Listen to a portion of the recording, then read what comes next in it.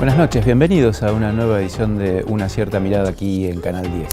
Con la idea hoy de tratar un tema que realmente nos toca de cerca por orígenes familiares, por vecindad, porque lo tenemos del otro lado por cientos de razones. Tenemos lazos culturales, sociales e históricos con el vecino país de Chile que nos dan mucha familiaridad y sin duda que estas protestas masivas que se están desarrollando en Santiago y en casi todas las ciudades de Chile nos han conmocionado, nos han obligado a abrir la puerta para ver qué estaba pasando en el otrora oasis de Latinoamérica.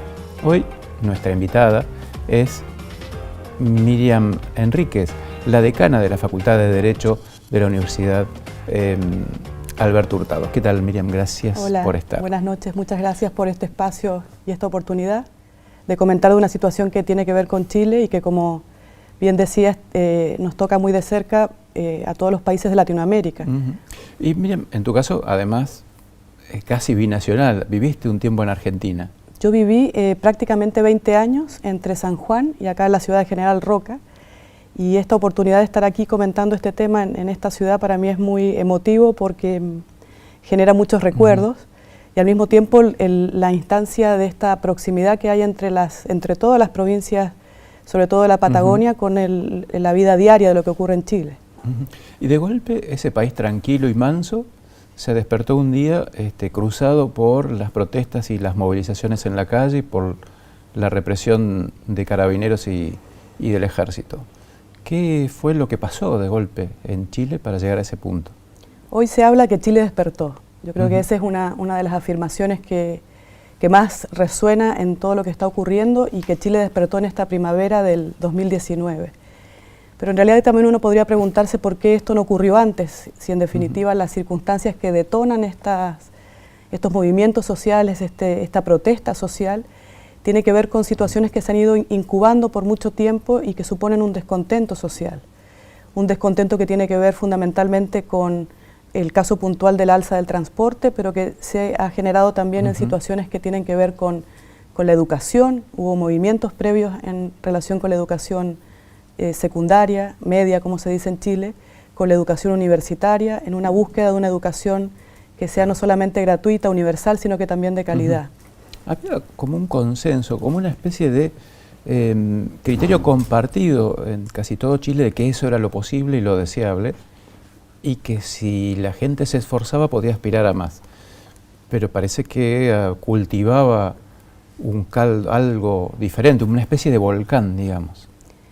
Yo creo que durante todo este tiempo lo que se ha propiciado es que haya un cierto individualismo, muchísima competitividad, y claramente eso ha permitido un desarrollo, eventualmente un crecimiento y una estabilidad para el país que es indudable y que está fuera de la discusión probablemente de cualquier contexto.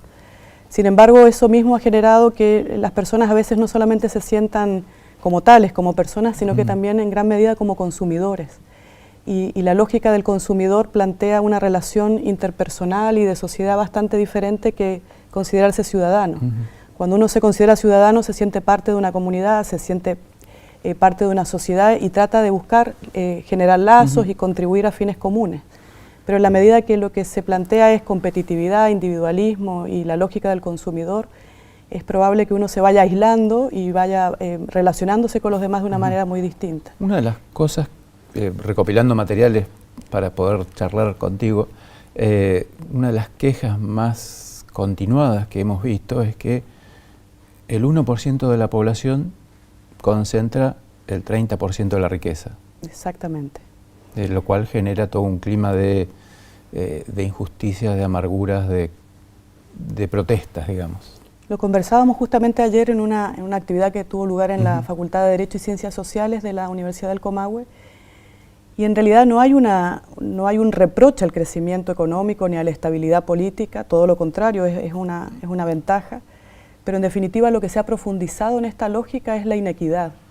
Y eso es justamente la mención de que hay un grupo minoritario que concentra la riqueza del país, el resto ha podido, por ejemplo, salir de la línea de la pobreza, el desempleo está en unas cifras que son claramente ventajosas de un 7%, pero eso no ha permitido estrechar el espacio de la inequidad, todo lo contrario, ha profundizado la inequidad. Yo creo que ese es justamente el corazón de las protestas. Las personas sienten que en ese contexto hay injusticia y, por cierto, inequidad. ¿Y los observadores lo que ven fundamentalmente al frente de esas protestas es a una juventud descreída, y ven un movimiento sin líderes, sin un liderazgo político claro?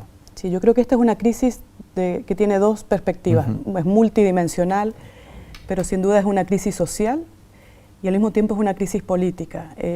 No creo que sea solamente un movimiento de los jóvenes, esa fue una primera lectura, porque los que llamaron a saltar los torniquetes y la lógica de elevación del metro fueron estudiantes de los colegios secundarios y universitarios, pero esto es una dimensión mucho más amplia porque hoy están marchando prácticamente toda la ciudadanía, están marchando las personas de la tercera edad, los niños, los jóvenes, los adultos, tanto de la clase media como de la clase alta. Entonces es un movimiento transversal y yo creo que esa es una cuestión que hay que destacar. Pero también es una crisis política porque los primeros días, sobre todo después del 18 de octubre, lo que se extrañó fue un liderazgo, no solamente del gobierno, sino también de la oposición. Y entonces la lógica de siempre, de los partidos políticos, liderando eventualmente una situación de crisis, fue algo que estuvo ausente probablemente los 10 primeros días de este contexto.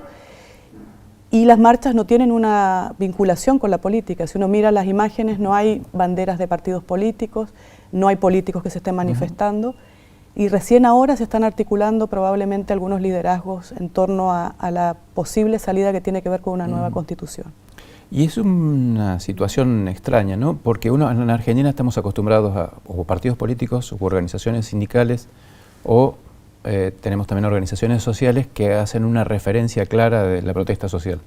¿Esto complica esa salida política en Chile? ¿Con quién se puede dialogar?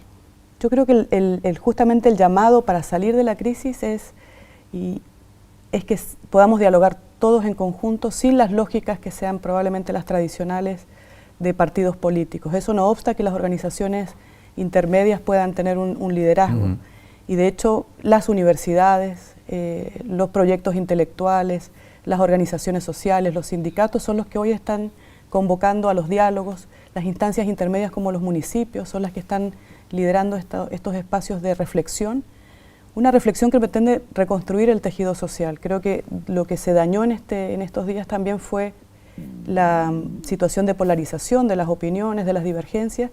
La idea es reconstruir ese tejido social a través del diálogo y probablemente la gente quiera, no sé si sea el mejor camino en ese caso, pero la gente lo que quiere es que ese diálogo sea sin los referentes de siempre, porque hay un descrédito de los partidos políticos, un descrédito respecto de los políticos de siempre, y lo que se espera también es una renovación de estos liderazgos.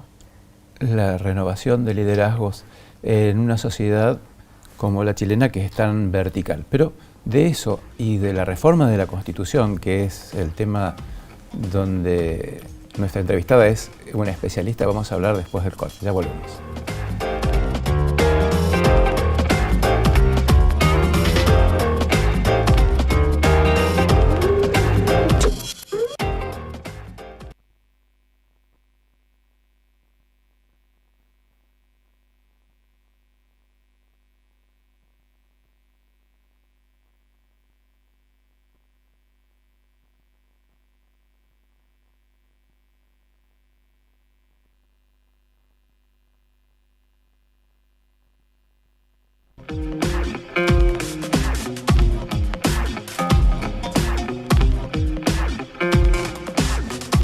Segundo bloque entonces de Una Cierta Mirada. Seguimos charlando con Miriam Enríquez, la decana de la Facultad de Derecho de la Universidad de Alberto Hurtado. Universidad de los jesuitas, pero no sé si decir confesional.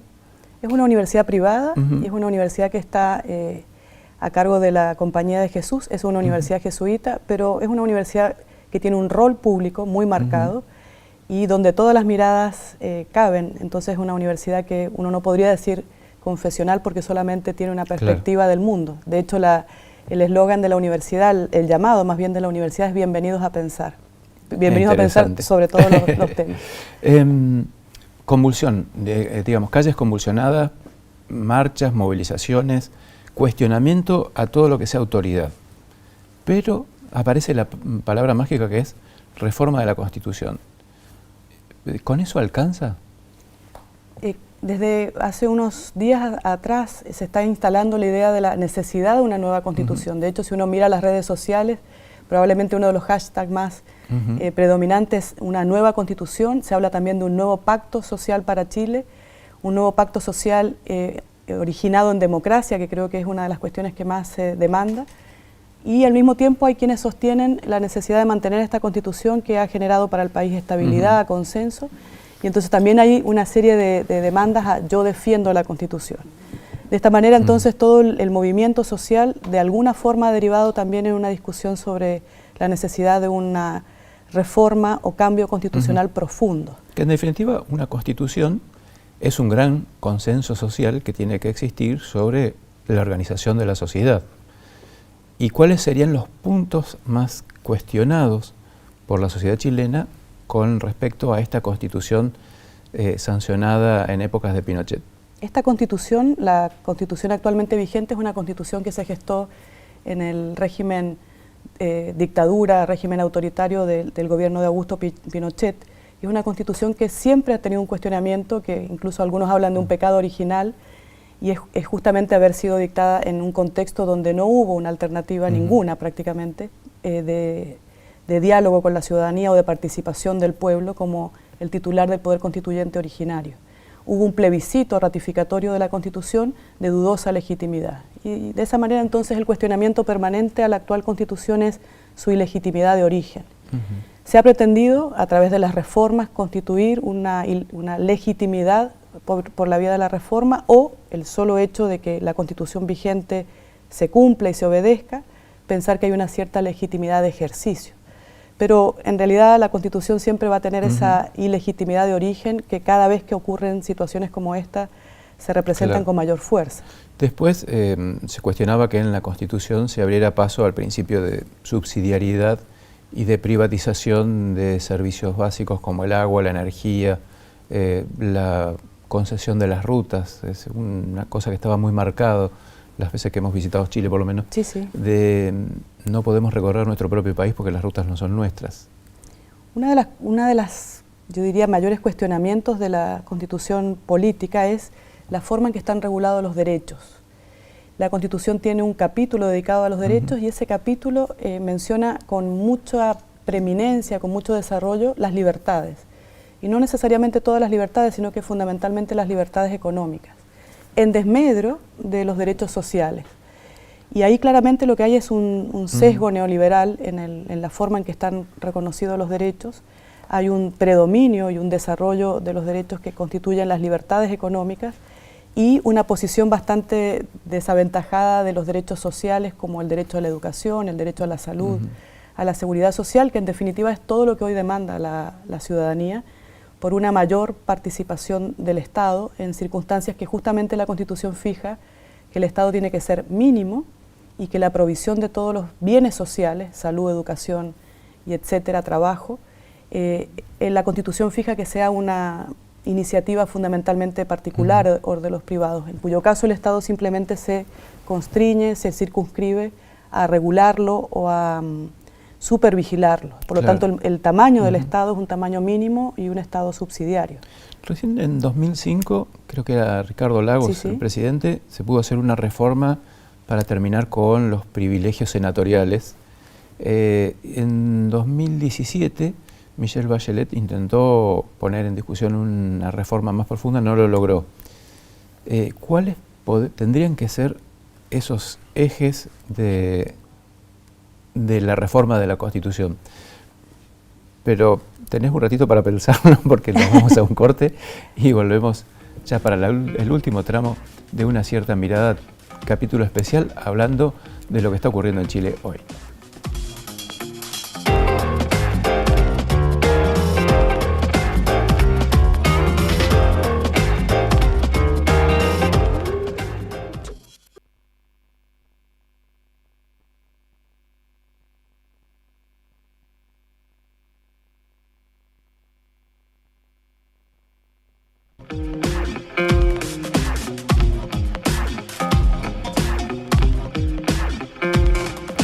Bien, último capítulo entonces de Una cierta mirada y quedamos en definir esos ejes consensuales que la sociedad chilena podría unificarse para tener una nueva constitución. ¿Cuáles podrían ser desde tu mirada de jurista y observadora? La Constitución efectivamente ha sido objeto de ciertas reformas. En el 2005 la reforma del presidente Ricardo Lagos de alguna manera no tocó el capítulo de los derechos, no lo reformó, no lo modificó, pero sí pudo eliminar los enclaves autoritarios, los llamados enclaves autoritarios. La reforma propuesta por la presidenta Bachelet hizo un énfasis en tres conceptos que son fundamentales, y es que cualquier cambio constitucional tenía que ser participativo, democrático e institucional. Y se hizo una propuesta de una nueva constitución sobre la base de lo que la ciudadanía había demandado. Y entonces la pregunta en definitiva hoy es por qué las personas encuentran una salida en la nueva constitución como una alternativa a esta crisis. Y en definitiva es porque quieren participar democráticamente en la elaboración de ese pacto social. Se utiliza mucho la idea de la casa de todos, una casa que uno pueda sentir nuestra, propia. Y en ese contexto creo que es tan importante la posibilidad de fijar unos nuevos contenidos como también la idea de la participación como procedimiento. Creo que ahí hay que hacer un énfasis porque quizá uno piensa directamente en los contenidos de una nueva constitución que quizá sean radicalmente distintos a los actuales o eventualmente puedan ser parecidos y tener matices o cambios profundos en algunas perspectivas o puntos, pero también es importante poner el énfasis en el procedimiento. Porque el procedimiento, en la medida que permita la participación, el diálogo de la ciudadanía, al mismo tiempo la representación, una representación que sea inclusiva, que sea plural, que represente a las mujeres, a los pueblos indígenas, etcétera, sería completamente distinta a la constitución que actualmente rige en Chile, que fue una constitución que se le justamente cuestiona su origen, el que no haya podido ser participativa ni democrática y que por tanto los contenidos no solamente no son actuales, sino que al mismo tiempo no son compartidos por todos. ¿Cómo se podría canalizar e institucionalizar políticamente esta energía que ha desplegado el pueblo chileno en una salida de elecciones y de reforma de la Constitución? ¿Es posible? Justamente estos días, que el día viernes y el día lunes de esta semana, lo que se ha estado discutiendo es un eventual procedimiento, porque en general las constituciones contemplan sus reformas. Y en Chile no se está planteando una reforma a la Constitución, se está planteando una nueva Constitución. Y en general las constituciones no plantean su sustitución, su reemplazo. Entonces una vía institucional sería modificar esta Constitución para prever un capítulo nuevo que establezca el cómo se pueda transitar una nueva. Y ese es un inicio del procedimiento, y ese es un inicio que en principio está liderando la Cámara de Diputados y el Senado. Y en paralelo, lo que está haciendo el gobierno, que es el avance, no ha dicho nueva constitución por ahora, pero sí ha dicho que llamaría a un espacio de diálogo, de consulta a la ciudadanía a través de los municipios y que esos contenidos que la gente releve, es decir, que identifique como los más importantes, que seguramente serán en clave de derechos sociales, trabajo, salud, educación, seguridad social, serán aquellos contenidos que eventualmente luego se discutan en el marco de o una asamblea constituyente o una convención constituyente que podría ser mixta, o creo que sería lo menos probable porque también se instala la lógica de una asamblea constituyente, una comisión de expertos. Miriam, pensar que todo esto empezó con un reclamo por el aumento del transporte público. En definitiva, la mayoría sostiene que no son 30 pesos lo que se están demandando como protesta social, sino que son 30 años donde las personas han estado reclamando tener una incidencia, una igualdad y una equidad que les permita vivir con dignidad. Última pregunta. Chile es un país unitario. Sí. En todo este reclamo, ¿alguien ha pensado en algún momento instalar un sistema más federal que permita la elección de gobiernos regionales? Chile es un Estado unitario, pero una de las reformas más recientes tiene que ver con una mayor descentralización. Y por lo tanto algunas autoridades locales que antes no eran elegidas por sufragio universal, próximamente van a ser elegidas, y eso ya es un cambio importante, pero en definitiva han estado presentes en esta demanda o demandas, no solamente la región metropolitana, que seguramente es lo que genera más noticias, sino que prácticamente todo el país, en todos los espacios han habido demandas sociales y se entiende y se espera que la incidencia de las regiones también sea fundamental al momento de tomar las decisiones. Sobre todo en un país tan extenso, ¿no? 4.400 kilómetros. Con una extensión, claro, y nosotros nos tocó justamente estar en las regiones más extremas a propósito del inicio de este movimiento, y es evidente que en todas las ciudades, en todas las regiones, en todas las localidades se demanda lo mismo, que es justamente mayor equidad, mayor participación y mayor incidencia en la toma de las decisiones. Miriam, muchas gracias por participar de este programa. Muchísimas gracias a ustedes.